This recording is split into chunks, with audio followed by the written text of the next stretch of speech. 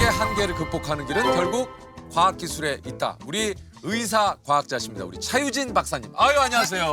반갑습니다. 네, 초대해 직접- 주셔서 감사합니다. 직접 좀 인사를 좀 해주시죠. 네, 안녕하세요. 저는 카이스트에서 의학과 인공지능의 융합 연구를 수행하고 있는 의사과학자 차유진이라고 합니다. 야, 의사과학자. 그러니까 네. 의사시면서 과학자신 거죠? 그렇죠. 이게 이제 의사 전문의 자격증과 과학 박사 학위를 취득해야 의사과학자가 될 수 있대요. 이야. 네.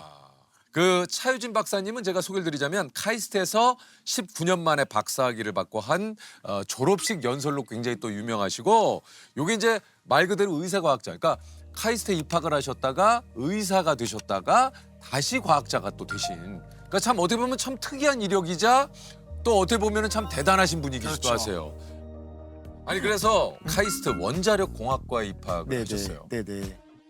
카이스트에 이렇게 입학을 하시고 대학 생활은 좀 어떠셨습니까, 박사님께서는? 대학 생활은 녹록치 않았습니다, 사실.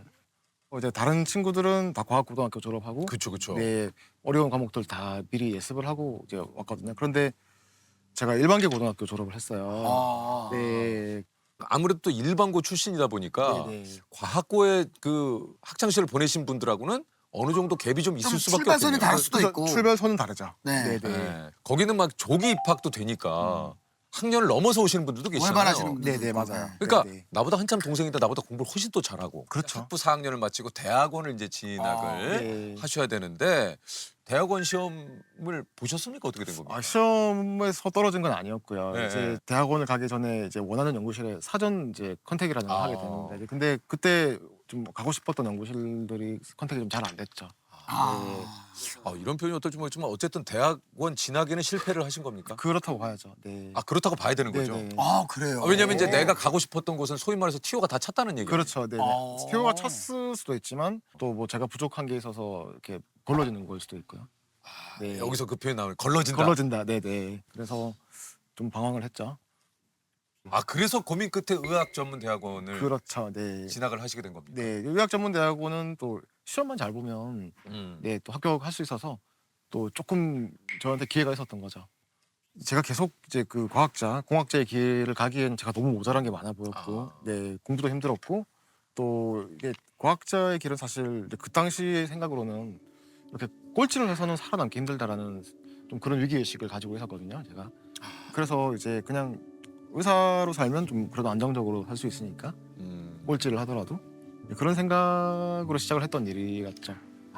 네, 그렇게 해서 이제 의학 전문 대학원에 진학을 좀 하게 되시잖아요. 네, 네, 그럼 이게 공부가 또 새로 시작되는 거 아닙니까? 네, 맞습니다. 이건 좀 어떠셨어요? 의학 공부도 의학 공부대로 굉장히 힘들더라고요. 당연한 거 아니에요? 또 다른 의미에서 힘들었어요. 아니 박사님 너무 힘들죠 이거. 네. 와. 그래서 인생이 왜 이럴까. 네. 아니 어쨌든 이게 이제 의학 전문 대학원을 또 이제 잘 마치시고 병원에 이제 들어가서 네네. 이제 인턴 생활을 이제 하셨잖아요. 네네. 그 인턴 과정이 끝나고 교수님 평가에서 우리 그 박사님이 1등을 하셨대요. 이게 1등을 하면은 이게 있네요. 원하는 과를 우선적으로 선택할 수 있다면서요. 이제 원하는 과를 갈 수 있든 조금 유리한 부분이 있을 수는 있죠. 있죠. 네네. 이렇게 해서 네. 선택한 과가 방사선 종양학과입니다. 이 과를 좀 선택하신 이유가 사실 방사선 종양학과는 비인기과거든요. 근데 이제 저는 인기과를 가는 게 중요한 게 아니라 제가 원하는 과를 선택하는 것이 더 중요한 문제였고, 그리고 방사선 종양학과는 방사선으로 암을 치료하는 과입니다. 그렇죠. 네네. 그래서 학부 때 원자력 공학을 전공을 했으니까 학부 전공을 좀 살리면 어떨까 하는 네, 이제 그런 생각도 있었죠. 그렇군요. 아니 그 인턴 때 이렇게 환자를 만나게 되는데 네네. 이 만난 환자분께서 어떻게 보면 우리 박사님의 좀 인생을 좀 바꿔놓는 계기가 됐다고. 네. 이제 제가 이제 담당 전공의로 만난 첫 번째 환자가 있었어요. 이제 뼈에 암이 있는 그런 애기였습니다. 뼈예요. 네.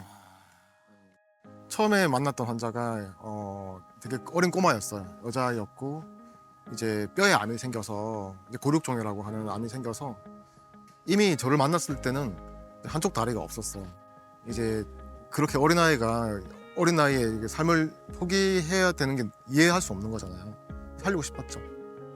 환자도 치료 의지가 있었고 의료진들도 치료를 적극적으로 했고 되게 어린아이가 감당하기에는 이제 큰 수술들이 많았는데 저도 사실 제가 감당하라고 해도 쉽지 않을 일일 텐데 어린아이가 그걸 다 감당을 하고 있었으니까 얼마나 힘들었겠어.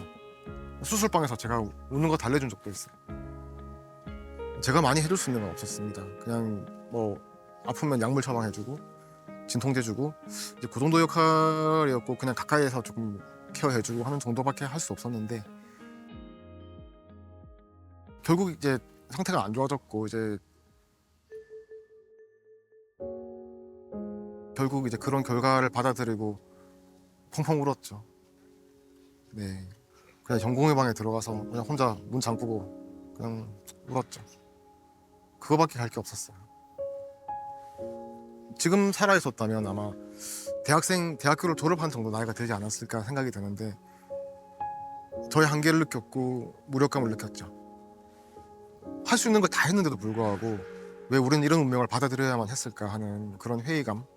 과연 내가 의사로서 할 수 있는 건 무엇일까? 이 아이를 위해 해줄 수 있는 건 정말 아무것도 없었을까? 애기가 힘들어하던 것을 막 그렇게 떠올리게 되니까 제가 굉장히 심정적으로 힘이 들더라고요. 이제 그 사건이 이제 저희 의사 생활에 많은 것들을 바꿔놓았죠. 내가 열심히 해도 이렇게 힘든 환자들에게 도움을 주지 못하는구나 하는 그런 한계를 느끼기도 하고 의사 선생님들이 해주시는 진단과 처방은 이렇게 잘 정립이 되어 있는 그런 의학 지식 속에서 나오는 거거든요. 그러니까 아무리 명의라고 하더라도 이 지식 바깥의 일은 할 수도 없다는 거죠. 그렇겠죠. 그죠. 불치병을 고치는 거라든지 이제 그런 거를 하기 위해서는 결국 이제 의학 지식 자체를 이제 확장시켜야 됩니다. 네, 의학 지식 자체를 이렇게 넓혀 나가는 과정을 우리 연구라고 하는데 연구를 할 수 있는 의사가 된다면 내가 그런 문제를 조금 더 그런 문제에 기여할 수 있지 않을까 생각을 했던 거죠.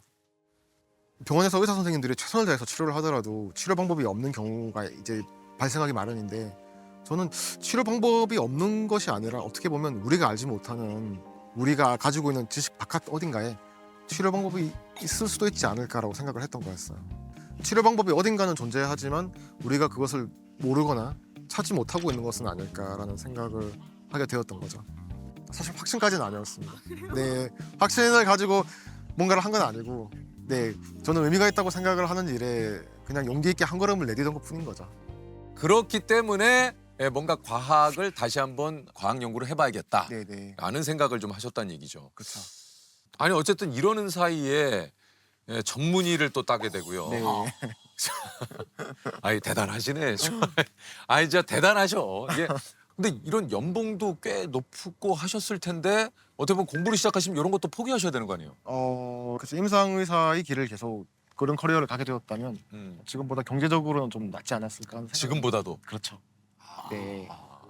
그래서 주변에서 좀 걱정이 많았긴 했었어요. 당연하죠. 네네. 네. 뭐 그런데 이제 설득을 했죠. 저 자신을 설득하는 것도 중요하잖아요. 그렇죠. 이게 완전히 의사에서 과학자로 직업을 바꾼다는 의미가 아니라 의사가 할 수 있는 어떤 일의 영역을 넓혀 나가는 거죠. 그렇지. 과학자 일도 할 수 있고 의사 일도 할 수 있고 그러면 양쪽의 무기를 다 가질 수 있는 사람이 될 수 있는 거니까 네, 또 그런 마음으로 또 저를 설득하고 주변을 설득하고 이렇게 이제 전문의 과정을 마치신 이후에 다시 이제 학교로 네네. 돌아가시게 됩니다. 돌아가는 학교는 좀 어땠습니까? 제가 참 인생이 쉽지 않다고 느낀 게 그것도 그거대로 힘들더라고요. 되게. 당연한 네, 거죠. 당연한 거죠. 당연한 거죠. 네. 아니 근데 어쨌든 박사님께서 이렇게 연구를 계속 이어가시다가 이게 뭐 당연히 이러실 수 있죠. 또 진지하게 박사 과정을 그만두는 고민을 또 하셨어요? 또 아유, 근데 좀 박사님도 또 박사 또 이제 생각만 하는 거죠. 이게 자퇴서를 가슴에 품고 왜 네. 또 자퇴를 생각을 하셨어요? 그게 이제 사실 이제 그런 겁니다. 박사 과정은 연구를 하는 거거든요. 네, 이제 공부보다는 연구를 하는 건데 그냥 제 분야를 찾아서 저만의 분야를 찾아서 깃발을 꽂는 과정이에요. 그래요. 네, 그런데 이제 그 깃발을 꽂는 과정이 말은 쉽지만 사실 굉장히 어렵거든요. 어렵죠. 네, 계속 실패를 하게 되는 거죠.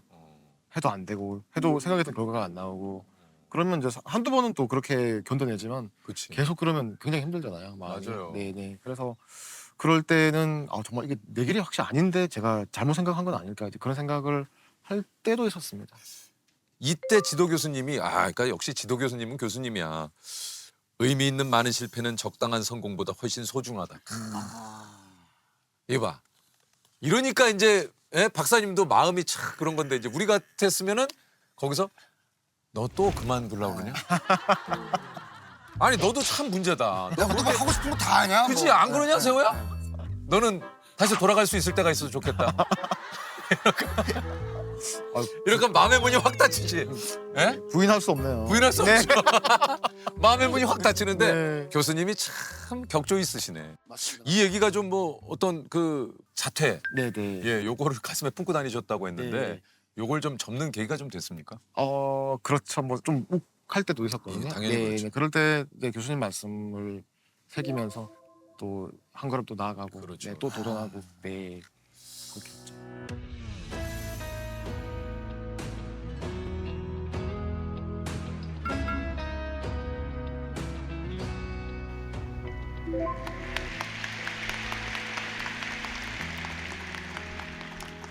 실패를 거듭했던 연구가 마침내 저의 졸업 논문이 되어 출판되던 날, 저를 과학자의 길로 이끌었던 민지가 구름 위에 나타나 고사리 손으로 제게 손뼉을 쳐주고 있었습니다. 의미 있는 많은 실패는 적당한 성공보다 훨씬 소중하다는 지도 교수님의 말씀에서 저는 비로소 카이스트 정신을 배웠습니다.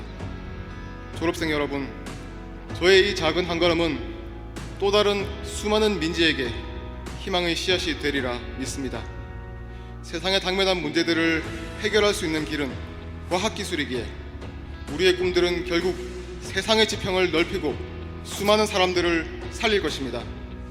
고단했던 순간이 오늘을 위한 연습이었음을 알게 될 때 우리는 다시 한번 성장할 것입니다.